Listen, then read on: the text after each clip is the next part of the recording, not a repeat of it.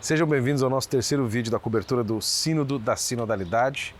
Hoje é dia 1º de outubro, domingo, e nós vamos comentar sobre a vigília que aconteceu together ontem no Vaticano. Eu só queria comunicar a vocês então que nos dias 16, 17 e 18 nós teremos o Caixa de Pandora, que é a minha série de aulas exclusiva sobre os planos antigos e muito bem engendrados da teologia da libertação, que está tentando capitanear esse sínodo para levar adiante os seus planos. E você pode se inscrever aqui no link da descrição e ainda você ganha como benefício a cobertura exclusiva do sínodo e as minhas análises por áudio e texto, quem sabe até vídeo a gente mande para vocês nessa cobertura exclusiva apenas para quem se inscrever para o Caixa de Pandora. Eu queria fazer um comentário antes da gente falar da vigília, que é o seguinte: nós não pudemos entrar de fato na vigília para cobrir porque até agora, faz mais de 15 dias, a sala de imprensa do Vaticano não nos concedeu a licença para cobrir, a licença temporária para cobrir os eventos do Vaticano, né? Que você precisa da carteirinha de jornalista. Não concedeu a mim nem a minha equipe.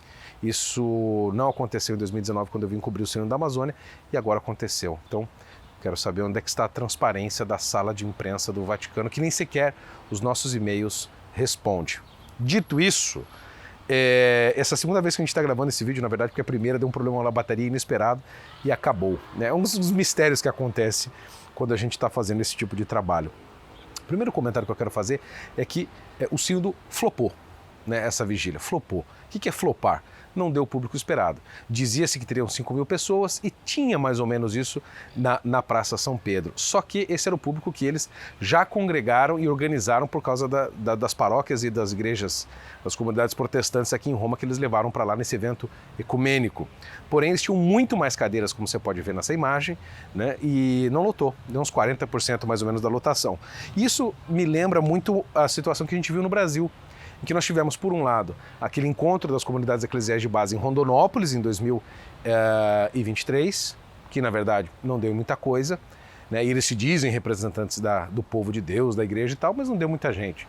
Pelo contrário, no Morumbi, em São Paulo, eles lotaram o estádio para ouvir Frei Gilson, a irmã Kelly Patrícia e tantos outros que falavam sobre inferno, sobre santidade, sobre conversão, Eucaristia, vida cristã, comunhão com Deus e com a nossa beata, queridíssima, bem-aventurada Virgem Maria. Essas coisas não foram tratadas lá e aqui também esta não foi a tônica da vigília que antecede a abertura do sínodo da sinodalidade. Mas o que mais me chamou a atenção nessa história é esta imagem, na verdade essas duas imagens em sequência que você vê aí na sua tela, que é do Papa Francisco ao lado de figuras de comunidades cristãs que não estão em comunhão com a Igreja Católica, que são cismáticas. Por exemplo, você vê o Papa Francisco ao lado do Justin Welby, que é um anglicano, arcebispo da Cantuária, né, que é o grande bispo da Igreja Anglicana, mas que estão em cisma conosco desde 1535. Ao lado, na mesma linha, você vê a Annick Burkhardt, que é uma teóloga estoniana, também ao lado, né, na mesma linha do Papa, que é a secretária-geral da Federação Luterana, que estão em cisma conosco há mais de 500 anos. Ao lado da luterana, você vê o bispo Nicodemos Kozovic, da Igreja Ortodoxa da Sérvia, que também não estão em comunhão com o Papa. E eles estão, vamos dizer, há 1000 anos praticamente, desde 1054, se não me falha a memória, em cisma com Roma. E ao lado, a Kuzipa Nawamba, que é presidente do Conselho Mundial de Igrejas, que é um órgão revolucionário que visa diluir as fés cristãs com até as outras religiões, como há muito já é sabido. E somente atrás dessa linha em que o Papa Francisco parece se colocar como igual a esses líderes, é que você vê os bispos e padres e cardeais da Igreja Católica, que são aqueles que estão de fato em comunhão com o Papa Francisco, estão de fato na Igreja, com a Igreja, em Cristo, com Cristo e por Cristo. Isto já denota muito a conotação que o sínodo está levando, ou seja, de tentar igualar os cristianismos, vamos colocar assim, que é uma coisa bem influente da teologia da libertação, em que você faz uma unidade social, uma unidade de pessoas em prol de um projeto humano, que eles chamam de anúncio do evangelho, mas não diz exatamente do que se trata, de conversão, santidade, abandono da vida de pecado, dos vícios para uma vida de virtude, adoração ao Senhor, comunhão com o Papa, com os bispos, etc. Né? Você acaba relativizando essas coisas. É o que eu chamo de o sacrifício da verdade no altar da tolerância.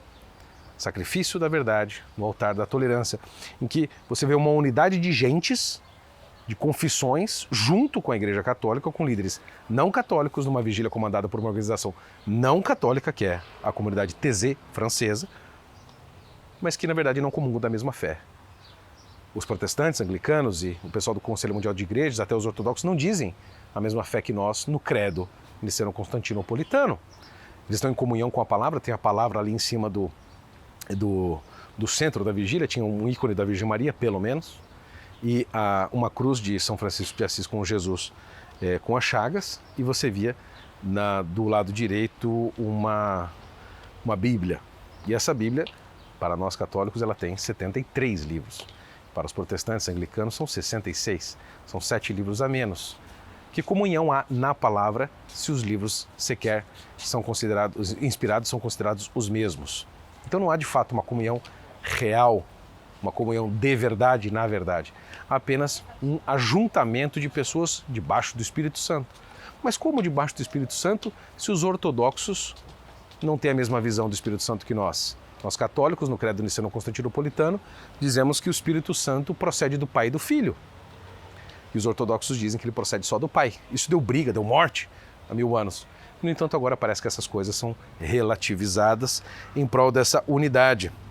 No entanto, o Papa Francisco, desde o começo do pontificado e recentemente quando reformou a Diocese de Roma, ele disse que a Igreja Católica, a Igreja de Roma, antecede todas as outras na caridade. Mas elas estão em pé de igualdade. Ou seja, será que essa é a tônica do sínodo? Diluir a fé cristã católica junto com as outras? Será que os outros estão disponíveis e a fim de diluir a sua fé e aceitar coisas da Igreja Católica? Eu aposto que não. E aí então vem um aspecto interessante que eu notei da falta de reverência ou da irreverência litúrgica. A maestrina do coro do Taizé estava de calça, chinelo e camiseta. Os meninos do coral de shorts, com roupas que não respeitam o lugar sagrado que nós estamos, as pessoas e a situação que está ali numa vigília de abertura do sínodo. Mesmo o rapaz que foi fazer uma das leituras na abertura do sínodo, ele estava de camiseta, chinelo e shorts na frente de toda a praça. Essa é uma das coisas que tem influência da teologia da libertação, que relativiza a liturgia em prol da organização, da aceitação, desse espírito de liberdade, mas que na verdade é de liberalidade, ou de excesso, abuso da liberdade. Certas roupas que estavam sendo usadas ali não seriam aceitas para entrar sequer num restaurante um pouco mais arrumado. Os cantos até estavam interessantes, só que sempre muito repetitivos, denotando que eles queriam ficar presos, no meu entender, em certas ideias que não entrassem em conflito entre as diversas confissões ali, inclusive a católica. E talvez outra coisa interessante foi o enverdamento da Praça São Pedro, cheio de planta, que parece ali uma influência do sínodo da Amazônia. Não sei por que não ter mais imagens de santos, mas tinha plantas. E o interessante é que assim, o Papa Francisco no Sínodo da Amazônia disse que a igreja tinha que ter um volto, né?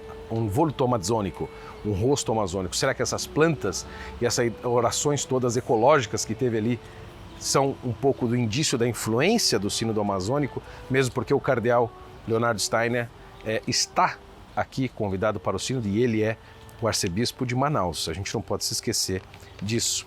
Mas para o final eles rezaram e cantaram o Magnificat, que é o canto de Nossa Senhora, mas não teve um Ave Maria. Pelo menos eu não vi. Porque os protestantes não aceitam rezar Ave Maria. Santa Maria, Mãe de Deus, rogai por nós pecadores. Não, isso não aceita.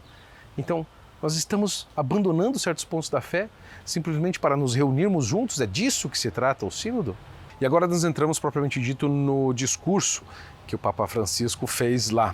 Existem vários pontos importantes. O primeiro que eu achei muito positivo é que o Papa Francisco exalta o silêncio, a importância do silêncio, ainda que certo tempo atrás ele tenha dito aos jovens em espanhol, hagan lío, né? Façam barulho. Agora não faça barulho.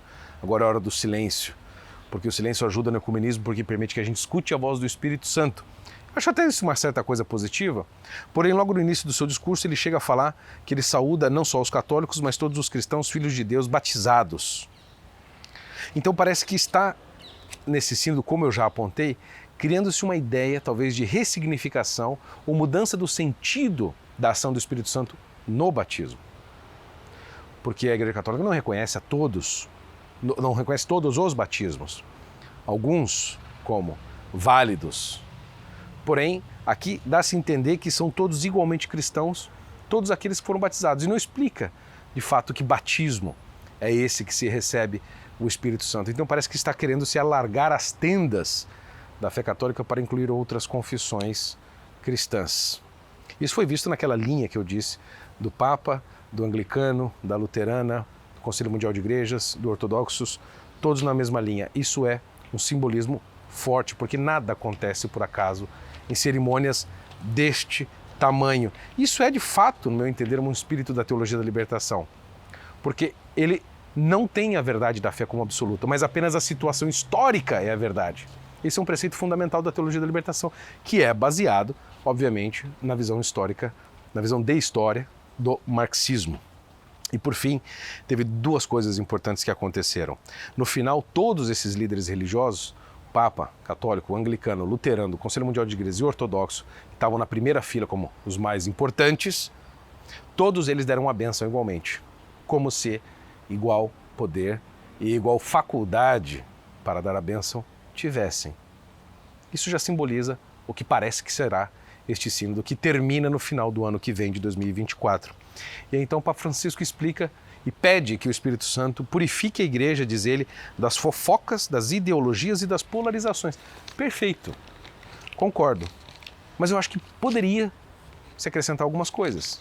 Liberte a igreja do marxismo, liberte a igreja da teologia da libertação, liberte a igreja do cisma, liberte a igreja do relativismo, liberte a igreja do modernismo, liberte a igreja de visões contrárias à tradição, ao magistério, às escrituras, liberte a igreja da diluição da nossa fé, liberte a igreja do desapreço ou do ignorar dos nossos santos ou a Virgem Maria, liberte a igreja desta visão necessariamente de que a igreja tem que avançar, avançar, avançar, avançar, e de que não, quem sabe, tem que restaurar, não como Lutero, fora da igreja e sem o Papa, mas como São Francisco de Assis fez, como diria Chesterton, na igreja e com o Papa, mas não relativizando a nossa fé.